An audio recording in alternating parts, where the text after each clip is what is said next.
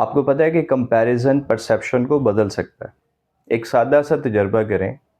3 buckets लें, एक में गर्म पानी डालें, दूसरे में ठंडा और तीसरे में नॉर्मल।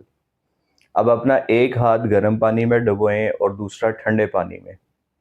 1 मिनट के बाद दोनों हाथों को नॉर्मल पानी में डुबोएं। आपको क्या फील होगा? जो हाथ गर्म पानी में था, जब उसे नॉर्मल पानी में डाला तो वो आपको ठंडा लगेगा, और जो हाथ ठंडे पानी में था, जब उसे नॉर्मल पानी में डुबोया तो वो आपको गर्म लगेगा। हालांकि वो टेम्परेचर दोनों हाथों के लिए सेम है।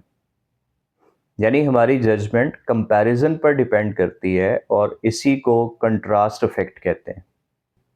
एक मिसाल समझें।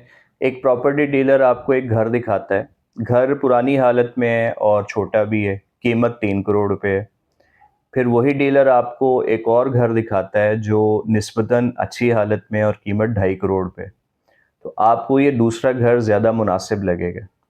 हालांकि यही घर आपको पहले दिखाया जाता तो शायद आप कहते हैं कि 2.5 करोड़ पे कीमत बहुत ज़्यादा है। जॉब इंटरव्यू में पहले 2-3 कैंडिडेट्स ने बहुत पुअर परफॉर्म किया।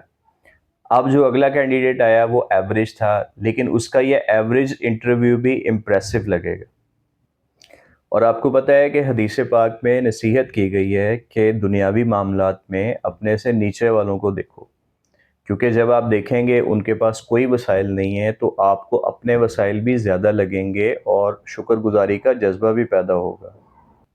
तो हर सस्ती लगने वाली चीज़ ज़रूरी नहीं है कि सस्ती पड़े भी, और हर महंगी चीज़ ज़रूरी नहीं है कि बेहतरीन भी हो। इसलिए फ़ैसला कंपैरिजन से नहीं, वैल्यू देख के करना चाहिए।